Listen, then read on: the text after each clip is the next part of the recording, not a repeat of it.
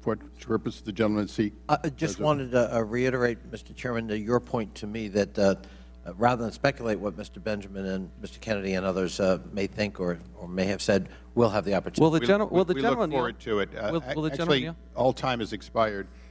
We now go to the gentlelady from Illinois who's been patiently waiting, Ms. Kelly.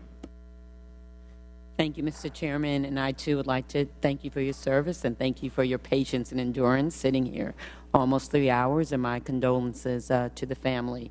Mr. Hicks, I would like to ask you about your testimony involving the flight from Tripoli to Benghazi. First, in your interview with the committee, you explained that the first plane from Tripoli to Benghazi left on the night of the attack around 1:15 a.m. Is that correct? No, it arrived in Benghazi about 1:15. It arrived, okay. The ARB report says that the first plane had a 7-person security team, which included 2 military personnel. Is that correct? Yes, it did. Now, you also told the committee that a second flight left Tripoli the next morning, September 12th, between 6 and 6:30 a.m. Is that correct? I think the flight actually left a little later, but again, the timelines are still not, have merged to a great extent, given time. Okay. You said that 4 military personnel were told not to board that plane and that this call came from Special Operations Command Africa. Is that right? That's what I understand. Okay. During the interview, you were asked if you knew what was the rationale that you were given that they couldn't go ultimately. And you explained, I guess they just didn't have the right authority from the right level. Is that correct? I think that's correct. Okay. So you basically don't know why they were told not to get on the plane. I have no idea why they were told not to get, why they were not allowed to go to the plane, go get on that airplane. Thank you. Just this morning, the Department of Defense released a press release, if I can read it. The team leader called Special Operations Command Africa to update them that the movement of U.S. personnel to the Tripoli annex was complete. He then reported his intention to move his team to Benghazi aboard the Libyan C-130.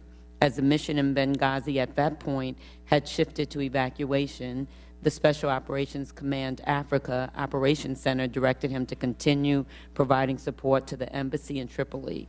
We continue to believe that there was nothing this group could have done had they arrived in Benghazi, and they performed superbly in Tripoli. In fact, when the first aircraft arrived back in Tripoli, these 4 played a key role in receiving, treating, and moving the wounded.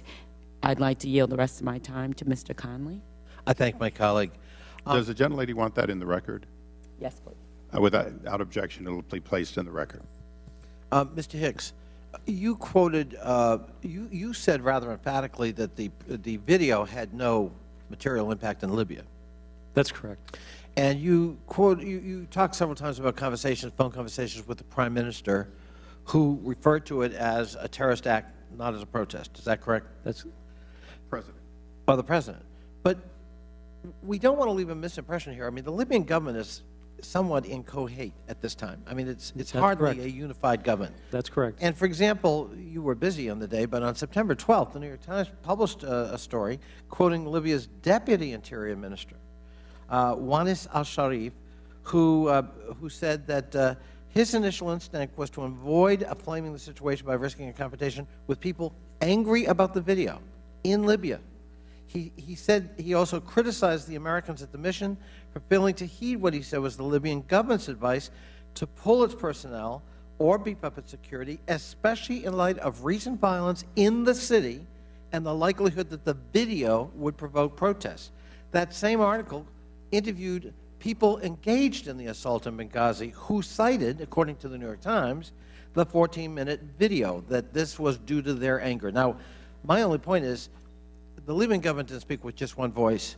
There were disparate voices. Some, in fact, did see the video, apparently, at the time, as an influence. And it's a little, I don't want to mislead the public that there was one unified perspective and that narrative is entirely false and was at the time. Would you care to comment? Sure. Our assessment in the embassy was that, the video was not an instigator of anything that was going on in Libya. Now, I understand that these people were quoted. In fact, on September 20th, Prime Minister Al-Kib raised the video in a in front of the press when Deputy Secretary Burns was there. But we saw no demonstrations related to the video anywhere in Libya. The only event that transpired was the attack on our consulate on the night of September 11th.